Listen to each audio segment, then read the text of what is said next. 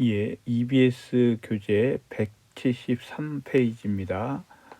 여러분 EBS 교재 173페이지 지구촌 평화의 윤리. 먼저 이제 우리가 살아가고 있는 지구에서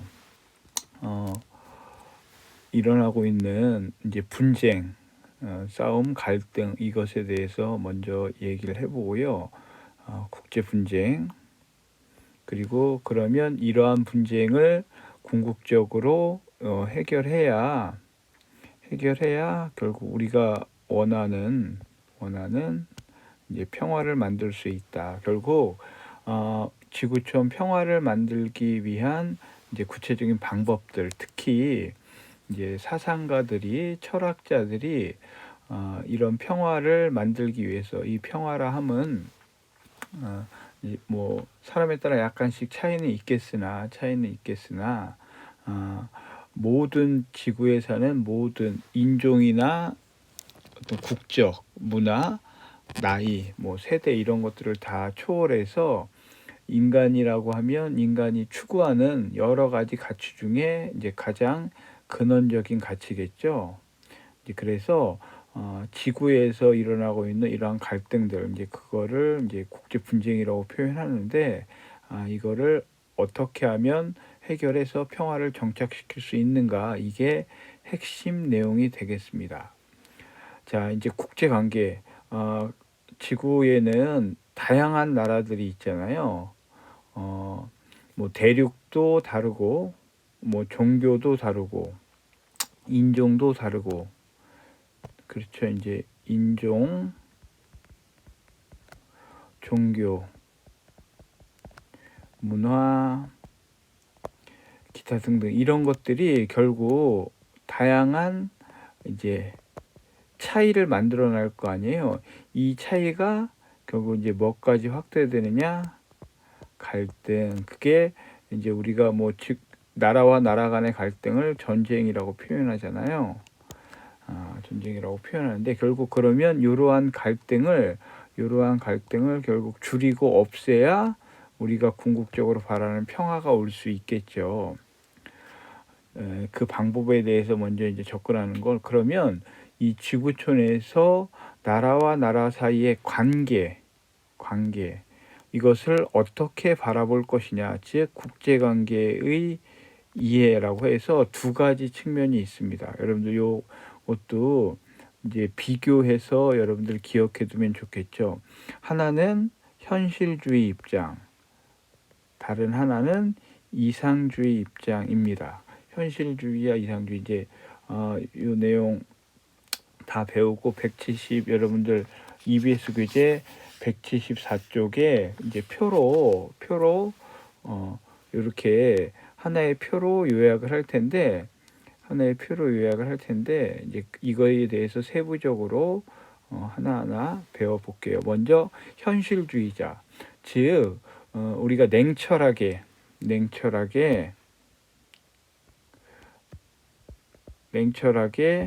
이성적으로 바라보자. 즉 국가라고 하는 것은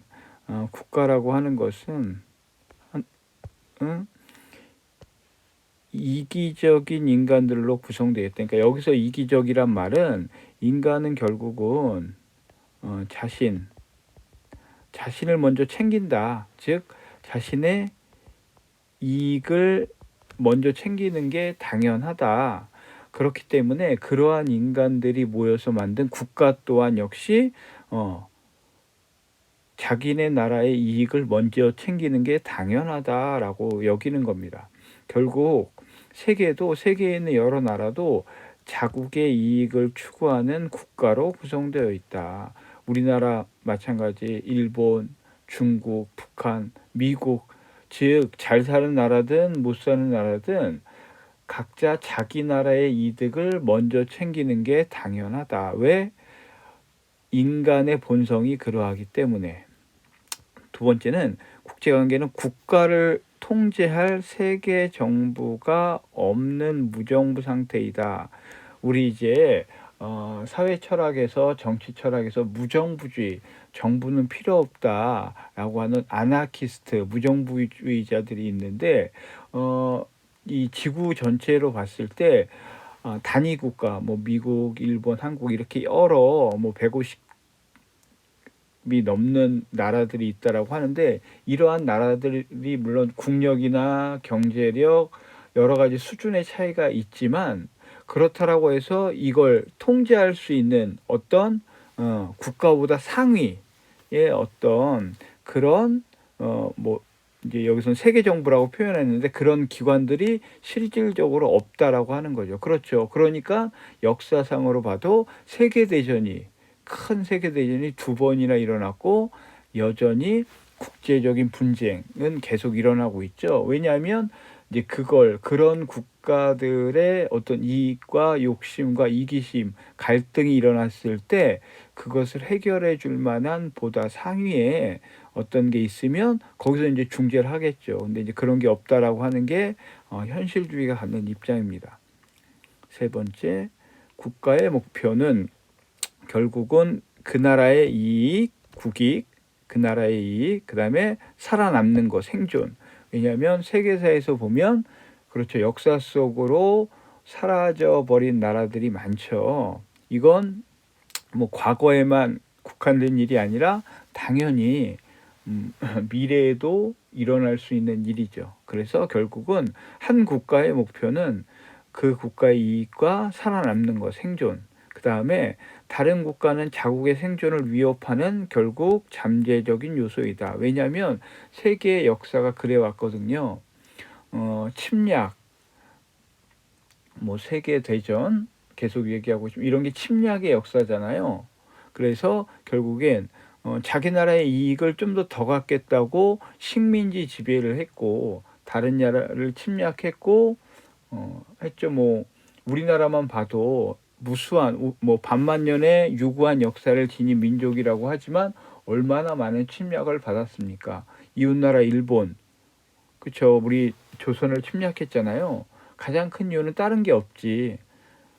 일본 자국이 자기네 나라가 혼란하니까 전쟁이라는 어떤 외부적인 요인을 통해서 살아남으려고 조선을 침략한 거 아니에요. 그렇듯 현실주의 입장에서 국가는 결국은 국익과 생존이 목표다. 마지막으로 결국 현실주의 입장에서 봤을 때 평화라고 하는 것 결국 뭐에 의해 좌우되냐? 힘의 논리다. 힘의 논리. 결국 힘의 논리가 이제 세력 균형을 통해 전쟁을 예방한다. 결국 A라는 나라, B라는 나라, C라는 나라 이렇게 비슷비슷하면 이게 힘이 세력 균형을 이뤘다라고 해서 서로 견제와 균형이 돼서 침략을 못 하는데 예를 들면 A라는 나라가 이렇게 방대해지고 그렇죠. B라는 나라가 약소해지면 당연히 침략한다. 이건 세계사를 보면 너무나 자명한 일이에요. 그렇기 때문에 다시 현실주의에서 평화라는 것은 결국 국가 간의 힘의 균형, 그걸 다른 말로 뭐 세력 균형 이렇게 표현하는데 그것만이 진정한 평화를 가져올 수 있다라고 현실주의에선 얘기하는 겁니다. 자, 여러분들 이 현실주의, 국제관계를 위한 현실주의 입장 네 가지 다 아주 중요한 사항이에요. 이제 국제관계를 이해하는 또 다른 어떤 시각에서는 이상주의. 말 그대로 이상주의라는 것은 뭔가 좀 좋은 쪽으로 뭔가 뭐 도덕과 윤리 같은 인간의 본성, 착한 본성을 믿고 그렇게 가야 한다라고 얘기하는 그런 측면이 강한 입장이에요. 강한 입장인데 볼게요. 먼저 이상주의. 인간이 이성적 존재이든 그렇죠. 인간은 이성적 존재. 우리가 너무나 많이 배웠죠. 이러한 세계사의 발전 예, 미안합니다. 예, 오늘날 우리 어떤 세계 문명 문화 이런 것들을 다 인간이 만든 거잖아요. 인간의 어떤 이성적인 것이 하듯 결국 이러한 이성적인 인간이 모인 국가도 결국은 그래 이성적이고 합리적일 것이다. 그래서 이 말에 있는 건 어떤 의미를 갖고 있느냐? 당연히 이성으로 판단해 보면 여러분들 봐보세요. 전쟁과 평화, 양자가 있어요. 그러면 이성적인 인간이라고 하면 그런 이성적 인간이 모인 국가, 이성적인 국가라고 하면 당연히 전쟁보단 평화를 선택한다라고 하는 거야. 논리가 이상주의입니다. 두 번째, 분쟁은 갈등은 인간 본성이 아니라 이건 인간 본성이 아니래요. 상대에 대한 무지나 오해, 잘못된 제도다. 그래서 여러분들 특히 이제 우리 과거에 보면 이런 것들의 가장 대표적인 게 종교 전쟁 같은 거. 그렇죠? 종교 전쟁이 어떻게 보면 이제 상대방 종교에 대한 무지에서 일어났던 게 가장 커요. 왜냐하면 결국 종교라고 하는 것은 평화, 사랑, 뭐 존중 이런 것들이 공통적일 텐데 우리 종교만 그래 다른 종교는 그렇지 않아라고 하는 잘못된 편견 같은 걸로 인해서 결국엔 그쵸 수많은 종교 전쟁이 일어났고 지금도 일어날 가능성이 있죠. 이런 것들은 다 무지에서 오는 것이다. 결국 이 무지하다라고 하는 건 지금 전제가 뭐야? 이상주의 국제관계를 보는 이상주의 입장에서 인간은 이성적이야. 그러니까 이러한 무지를 언제든지 고칠 수 있어. 이렇게 이제 얘기할 수 있겠죠. 세 번째, 분쟁 해결을 위해 국가, 개인 또는 이제 국제기구, 국제연합, 뭐 국제연맹 이런 나토, 뭐 유럽연합 이런 것들이 이런 것들을 다 국제기구라고 하고 비정부 기구, 그러니까 정부에서 만든 것이 아니라 국가의 개입이 없이 민간인들이 만든 마음 맞는 사람들이 모여서 만든 단체, 뭐 대표적인 걸로 뭐 국경 없는 의사회 같은 거 있고 굉장히 많을 거예요. 이런 것들이 다양한 주제들의 노력을 강조한다. 그러니까 이들이 노력을 한다는 거, 뭘 위해서? 결국 평화를 위해서 노력하고 있다는 거. 오늘도 끊임없이 결국 그러한 노력이 성과를 이루어서 물론 완전히 사라지진 않았지만 언젠가는 줄어들고 사라질 것이다 라고 바라보는 거죠.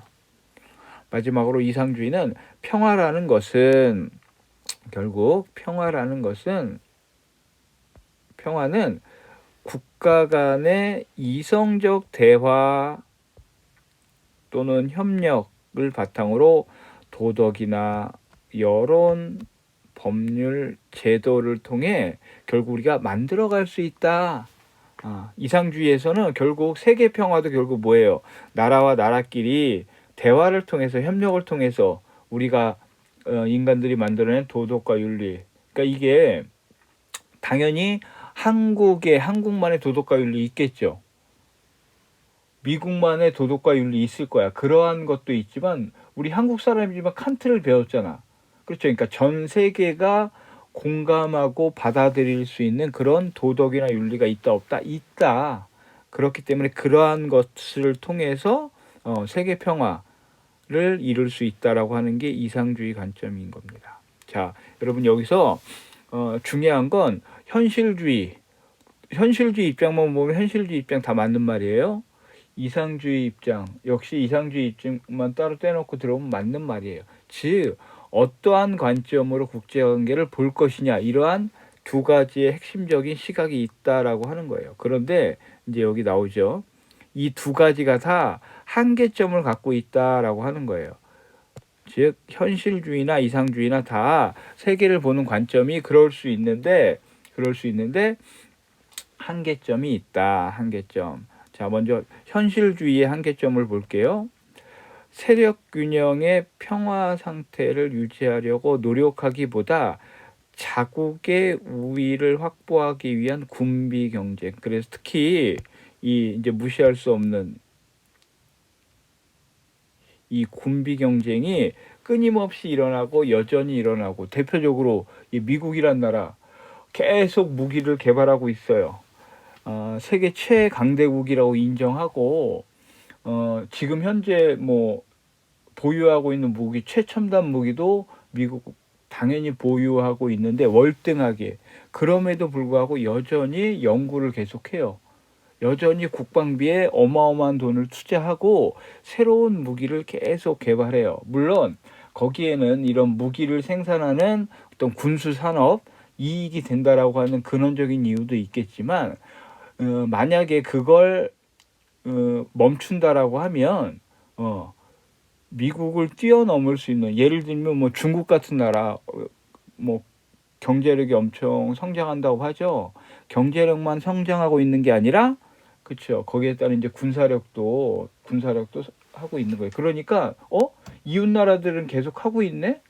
지금은 우리가 1등이지만 우리가 여기서 멈춰버리면 1등을 뺏길 수도 있겠구나. 그러니까 우리도 여전히 군비에 많은 노력을 투자해야지. 그래서 군비 경쟁을 끊임없이 계속 하고 있는 겁니다. 아이러니하죠. 평화를 지키기 위해서 무기를 계속 만들어야 된다라고 하는 이 현실. 결국 현실주의라는 관점에서 봤을 때는 이게 악순환이 계속 반복될 수밖에 없다는 거야. 자국의 우위를 확보하기 위해 군비 경쟁을 계속 유발해. 왜냐하면 여러분들 군비에 쓰이는 많은 돈을 미국뿐만 아니라 전 세계가 합심해서 우리 그러면 이제 무기는 그만 만들자. 결국 무기는 사람을 살상하는 게 목적이잖아요. 우리 그 돈을 무기를 만들지 말고 모든 나라가 합심해서 우리 인간들, 그 자국의 시민들, 자국의 국민들의 복지를 위해 쓰자. 얼마나 많은 돈을 쓸 수 있겠어요. 근데 그러지 못하는 한계가 있다. 두 번째, 전쟁과 무력 행사를 정당화할 위험이 있다. 그렇죠. 여전히 전쟁이 끊임없이 일어나고 있는 이유 중에 하나가 여기에 있는 거야. 왜? 우리가 침략 안 하면 우린 침략 받는다. 우리나라 사라질 수 있다. 왜? 그게 냉혹한 현실이다. 그렇기 때문에 다른 나라를 침략하는 게 정당할 수 있고요. 여전히 지금 뭐 세계의 전쟁사는 많은 부분 여기에 이유를 달고 있죠. 뭐 테러리스트다, 우리 국민이 당했다, 이제 그런 의미로.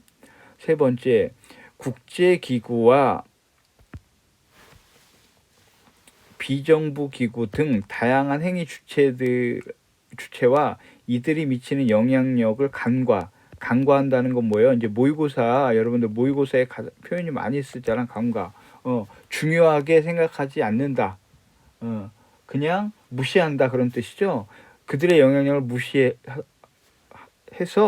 국제관계의 협력을 잘 설명하지 못한다. 무슨 얘기냐면 현실에서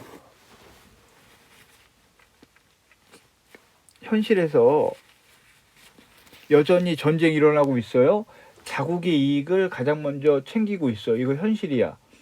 이거는 팩트인데, 그럼에도 불구하고 자국의 이익을 뛰어넘는, 계속 얘기하죠. 국경 없는 의사회 같은 활동을 계속해요. 그럼 그들의 활동을 어떻게 설명할 수 있냐는 거야. 현실주의 입장에서 보면 그들은 그러한 단체들을 만들 수도 없고, 왜? 자국의 이익, 자국민들의 이익만 따져야 되는데 세상에는 그런 사람들만, 그런 나라들만 있는 게 아니에요. 그렇잖아요, 실제. 그래서 국제관계에 어떤 자국의 이익을 초월하는 이런 협력들이 엄연히 존재하는데, 이런 것들을 현실주의는 설명을 못해. 그래서 이러한 한계점이 있다라고 하는 겁니다. 그럼 이상주의는 완벽하느냐? 아닙니다. 이상주의도 역시 한계점이 있어요. 자, 이상주의는 첫 번째, 현실에서 나타나는 국가 간의 경쟁, 갈등을 설명하기 어렵다. 왜냐하면 이상주의는 인간이 이성적이라고 했잖아. 합리적이라고 했잖아. 그렇게 모인 국가도 이성적이고 합리적이야. 그러면 당연히 전쟁보단 평화를 사랑하는 게 이성적인 인간의 판단일 거예요. 그런데 여전히 싸우잖아. 여전히 전쟁이 일어나고 있잖아. 그러니까 이런 것들을 설명하지 못하고 있다.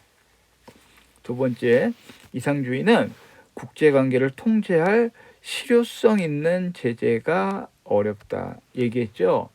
다양한 국가들이 있는데 그 국가보다 상위 되는 어떤 이 국제적인 기구가 없어요. 선생님 국제연합, 국제연맹이 있는데 이제 그런 것들이 어떤 절대적으로 국가의 강제력을 행사할 수 있는 건 아니에요. 단지 그냥 선언이나 너네 그렇게 하면 안 돼 정도지 그게 뭐 법률상으로 그런 아주 강력한 제재를 취할 수 있는 게 아니라고 하는 거예요. 그래서 이러한 국제 관계를 잘 이끌 만한 강력한 힘을 가진 통제 기구가 없다라고 하는 게 이상주의가 갖고 있는 역시 한계입니다.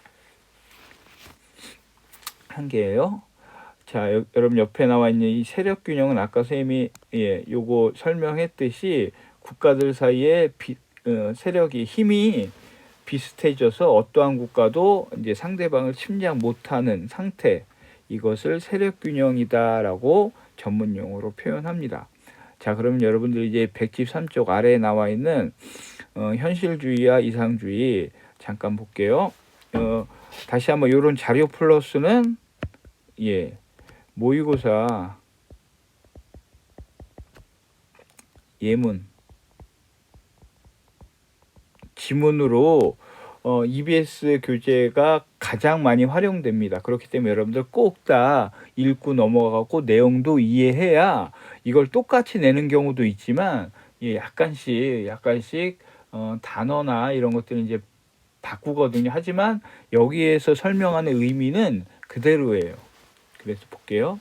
자, 현실주의와 이상주의를 비교하는 거는, 현실주의는 홉스적인 전통, 여러분들 우리가 사회계약론에서 홉스 자연 상태를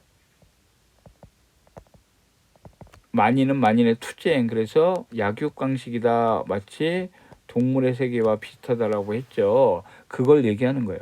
홉스적 전통에서 보았듯이 인간의 본능은 힘과 권력을 원하게 되어 있다. 더 많은 힘, 더 많은 권한을 갖기를 희망한다라고 하는 겁니다. 인간의 본능에는 이 욕망을 제어할 국제적 체제가 존재하지 않는다는 것을 우리가 냉혹히 인식해야 된다. 이게 현실이다.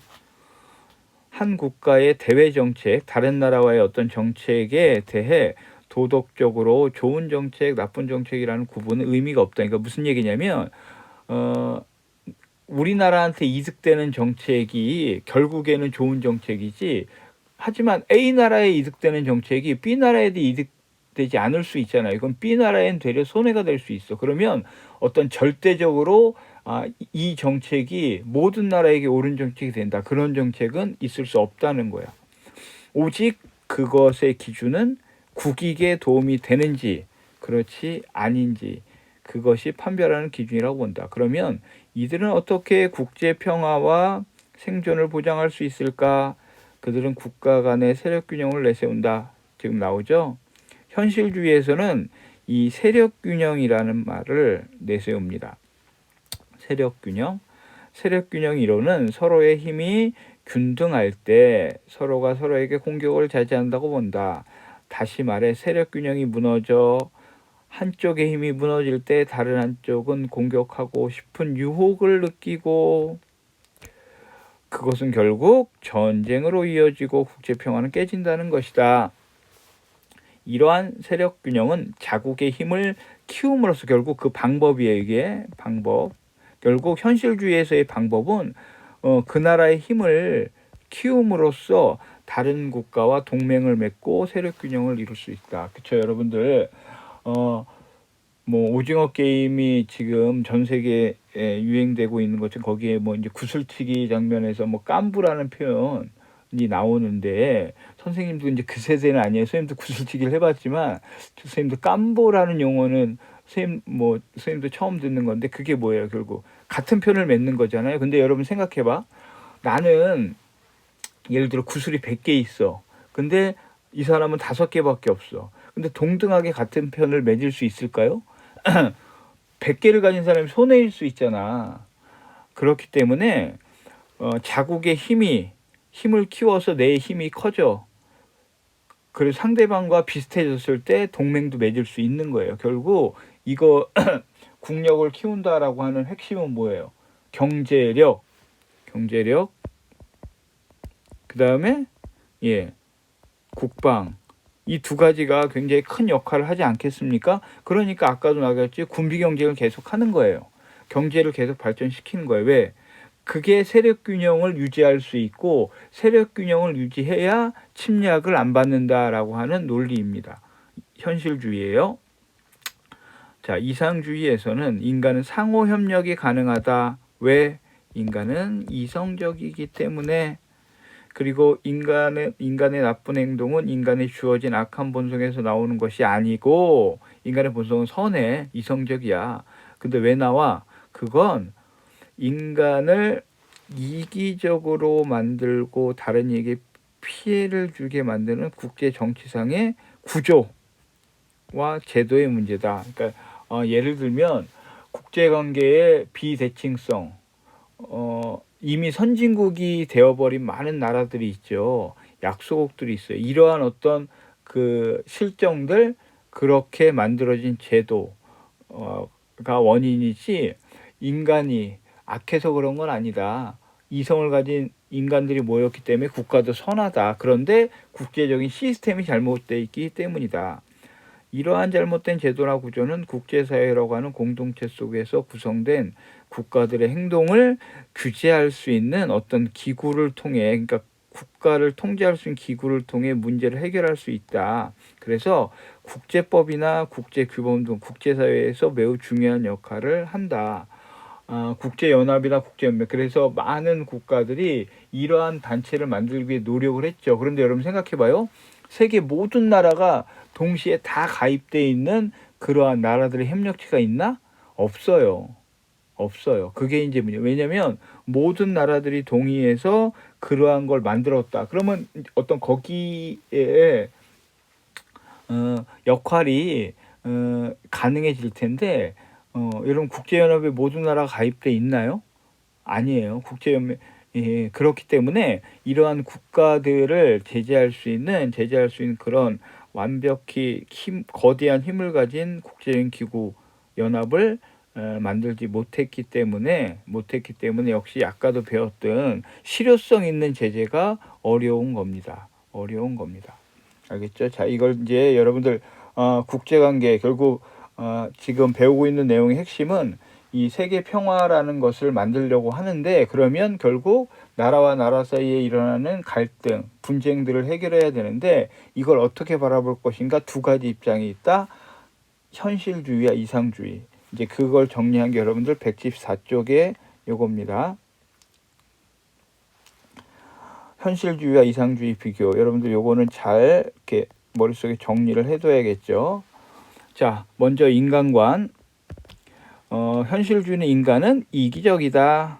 반면에 이상주의는 아니야. 이성적인 존재야. 또는 선한 존재야. 라고 전혀 상반되게 바라보고 있다. 두 번째, 그렇기 때문에 분쟁의 원인은 힘의 논리를 바탕으로 힘의 논리, 자국의 이익을 추구하기 때문에 발생해. 이상주의는 아니야. 국가 간의 오해, 제도가 불완전하기 때문이야. 그러면 이렇게 일어난 국제 분쟁을 어떻게 해결해야 돼? 세력 균형, 동맹, 힘의 균형, 이런 걸 만들어야 해. 반면에 이상주의는 그런 게 아니라 이런 걸 통제할 수 있는 국제기구나 국제법, 국제규범을 통할 제도를 바꿔야 한다라고 하는 게 이상주의 관점입니다. 한계점 둘 다 있다고 했어요. 현실주의는 국제관계 협력이 분명히 일어나고 있는데 이걸 잘 설명할 수가 없어요. 왜? 자국의 이익만 따지면 협력, 나에게 불리한 협력 모든 나라가 안 하겠죠. 그런데 그렇지 않다. 왜냐하면 무상으로 돕기도 하고요. 그런 일이 계속 일어나고 있고, 반면에 이상주의 한계점은 국가 간 경쟁이나 갈등을 역시 설명하기 어렵다. 왜냐하면 아까도 얘기했죠. 군비 경제 끊임없이 일어나. 인간은 합리적이고 이성적인데 왜 그 많은 돈을 군비, 전쟁도 하지 않을 거면서 써. 근데 쓰고 있잖아요. 그러니까 현실에서 일어나고 있는 이러한 상황을 역시 제대로 설명하지 못하고 있다라고 하는 겁니다. 자, 이제 이러한 결국 국제 분쟁의 원인과 해결 방안, 우리가 이제 이상주의 관점에서 현실주의 관점에서 어느 한 관점을 고집하기보다는 결국엔 이 두 가지의 장점과 한계점을 명확히 이해해서 결국 이런 국제 분쟁의 원인을 파악하고 해결 방법을 모색하는 게 중요하겠다. 이 국제적으로 일어나는 분쟁의 원인은요, 대부분 영역과 자원의 문제입니다. 국가 간의 영역, 영토겠죠. 영토, 영해, 그쵸? 상공, 하늘 이런 게 여기는 우리 땅이야. 뭐 독도 문제나 많은 나라들이 이런 영토 문제, 영해 문제 여전히 갈등하고 있어요. 왜냐하면 거기에 이거 선점하게 되면 거기를 통해서 자원을 확보할 수 있잖아요. 자원. 그래서 부족한 자원을 확보할 수 있기 때문에. 자, 두 번째는 첫 번째 국제관계의 원인은 결국 영토, 영해 뭐 이런 거를 확보하기 위해서 결국 그건 자원과 연결되는 거고, 두 번째는 그쵸, 종교 문화. 대표적인 게 우리 종교 배울 때 배웠죠. 이슬람과 기독교 여전히 갈등하고 있는 그거에 따른 어떤 문화적인 갈등. 그래서 타협이나 중재가 어렵다. 왜냐하면 종교는 신념의 문제이기 때문에 내 생각을 바꾸지 않으면 의미가 없어요. 그렇죠.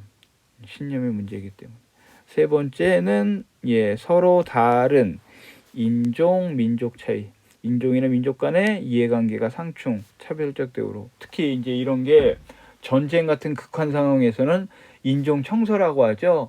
특정 인종을 말살하려고 하는, 우리가 세계 전쟁에서 무수히 봤죠. 가장 대표적인 게 이제 독일이 이스라엘 유대인들을 학살하려고 했던 게 대표적인.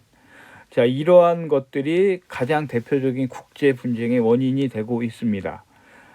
여기에 관련된 이제 윤리적인 문제는 결국 이러한 것들이 지구촌의 평화를 위협합니다. 그렇죠? 가장 평화를 위협하는 원인이죠. 군사적 우위를 확보를 위한 핵무기, 생화학 무기를 여전히 개발하고 있습니다. 지구를 뭐 수백 번 날려버릴 만한 무기, 핵무기 이런 것들을 여전히 연구하고 있고 보유하고 있고. 두 번째, 인류가 지향하는 보편적 가치를 훼손할 수 있습니다.